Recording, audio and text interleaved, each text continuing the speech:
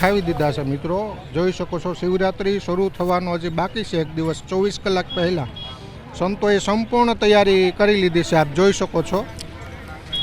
मित्रों खास करीने शिवरात्रिनी अंदर 2023 महाशिवरात्रिनी अंदर भारतीय आश्रमनो विस्तार जे छे त्यां जे खाणीपीणीना स्टॉल एटले के अनेक खाद्य वस्तुना स्टॉलनी शरूआत थई गई है। जो कि शिवरात्रि शुरू थवानी छे, परंतु तेमना आगला दिवसथी ज आप जोई शको छो कि भारतीय आश्रम अने तेमनी आजूबाजूना जे विस्तारो छे त्यां खाणीपीणीना स्टॉल शरू करी दीधा छे। तो अनेक लोको आजथी ज आ शिवरात्रिना मेळानो लाभ लेवा माटे आवी रह्या छे।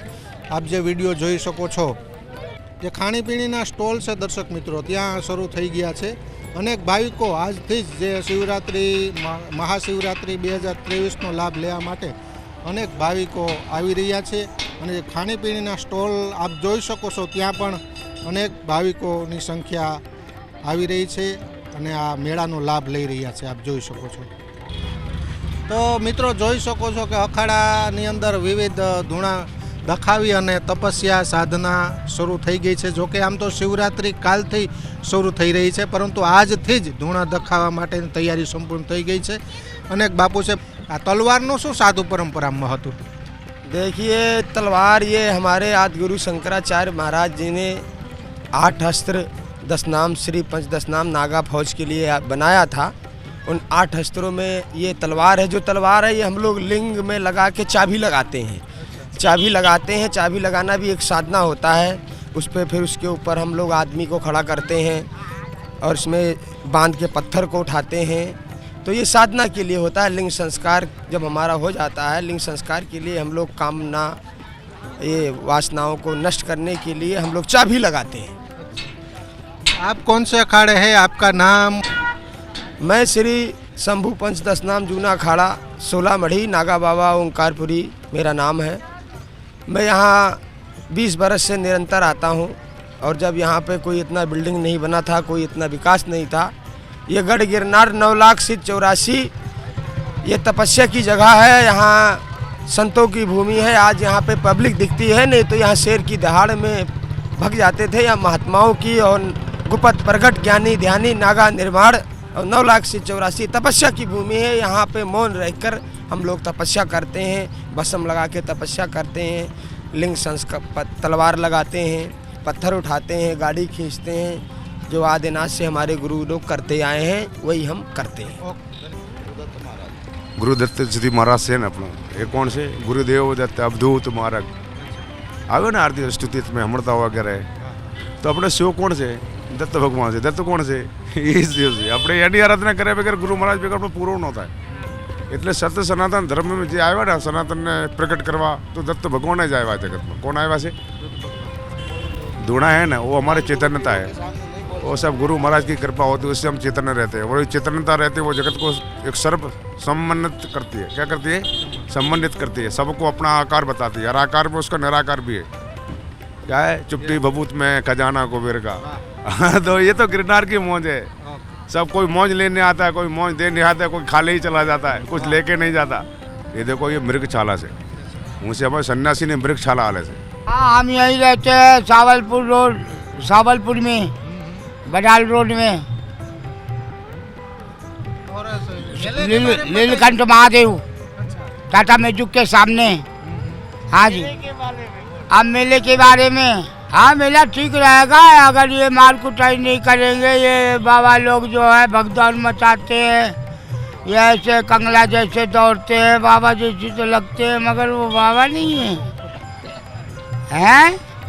अभी हमने देखा दोपहर में इतनी जोर के भगदौड़ मची थी। एक नोट बांट रहा था, नीचे ऊपर गिरे पड़ रहे थे। उसको बेचारे को जान बचाना भारू पड़ा। तो ऐसे ऐसे बाबा लोग आए, ये तो बाबा नहीं है। कोई नंगा नहीं दिखाई दे रहा, फिर ये हमको देख के इतने नंगे हो जाएंगे कि ये धरती में पाँव नहीं होगा। मतलब झूठे बाबे भी आते हैं? ये झूठे बाबा अब क्या करें? अब बोलते हैं तो हम ही को मारने को खड़े हो जाते हैं। बड़े दादा लोग हैं ये। हाँ एक दादा भी बाबा होता है, बाबा तो बाबा होता ही है। આંબલિયા ગામ છે, જજબાઈ માતાનું આશ્રમ છે।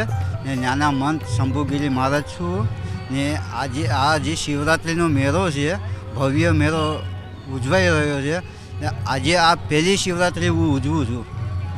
આ પહેલો જ ધૂનો ને આ પહેલી શિવરાત્રિ ઉજવું છું ને મને એવડો આનંદ આવ્યો આ બધી સાધુ સંતોને, આ જે બધી યાત્રિકોને, કે એમ થઈ ગયું કે આજે ગુરુદત્ત મહારાજ, આ ગિરનારી મહારાજ, આજે ગજાનંદજી મહારાજજી છે અમારા જે હવન અખાડાના, ये मैंने જોઈને અંદરથી બહુ આનંદ આવ્યો છે.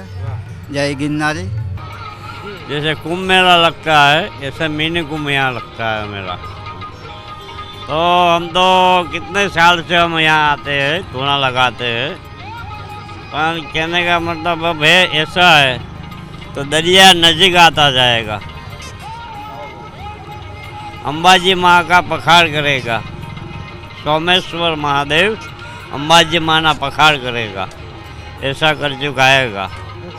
और धरती कब होने लगेगा, गंगा नजीक आती हो जाएगी. सोमेश्वर महादेव अंबाजी माँ का पखाड़ करेगा.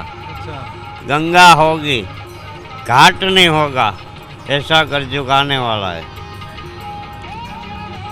अमर रहेगा खाली सूर्य और चंद्र, बाकी सब पृथ्वी समाज है.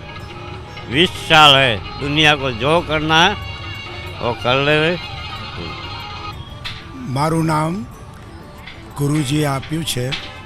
એક નાનકડું નામ છે, નાનકડા નામનું નામ છે, આ શરીરનું નામ ઓળખ માટે આપેલું છે કે મહંત શંકર ભારતી બાપુ. હું ભારતીમાં 4 મઢીનો મન મુકુંદ મઢીનો સાધુ છું.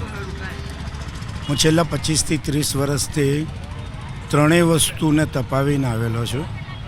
ગ્રસ્ત જીવનમાં પણ સારામાં સારું પરિણામ આપીને આવેલો છું અને હાલના સંજોગોમાં મારો જે ગોલ્ડ છે, જે મારો જે ધ્યેય છે, એક સાધુ તરીકે જગતના અવગુણો, જગત જે અત્યારે હાલ સંસ્કૃતિને ભૂલી અને ચાલી રહ્યું છે, એ જગતના અંદર બની શકે એટલા અમારા સાનિધ્યમાં આવે.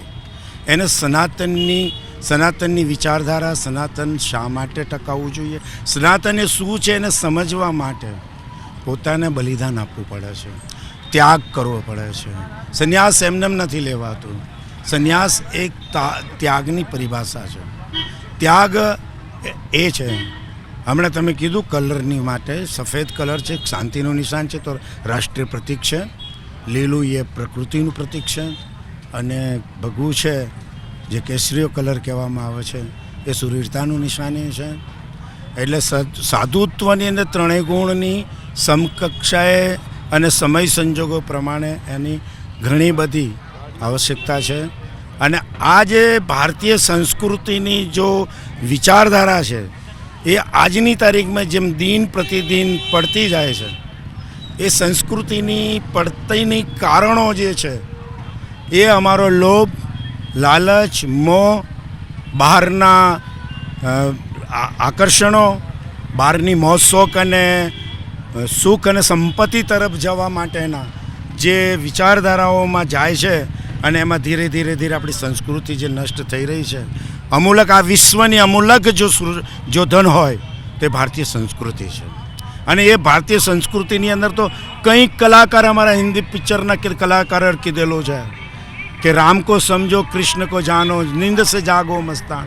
હું ભારતીય સંસ્કૃતિમાં રહેનાર અને આ ભૂમિ ઉપર આ જે કોઈ પણ જીવ આ ભૂમિનું અન્ન, જળ અને એનું લઈને જે પોતાનું જીવન નિર્વાહ કરે છે એ બધાનો અધિકાર છે ભારતીય સંસ્કૃતિનું સન્માન કરવું, ભારતીય સંસ્કૃતિમાં રહીને કરવું અને પોતાનું જીવન નિર્વાહ કરવાનું. હરેક ઘરને કહીએ છીએ કે વ્યસન મુક્ત રહો, વ્યસન કરો નહીં. વ્યસન એ માનવતા નહીં પણ જીવ સૃષ્ટિનો એક વિનાશક શત્રુ છે અને આ શત્રુને હંમેશા આપણા જીવનમાંથી બહાર કાઢીશું, પ્રગતિના તરફ જઈશું.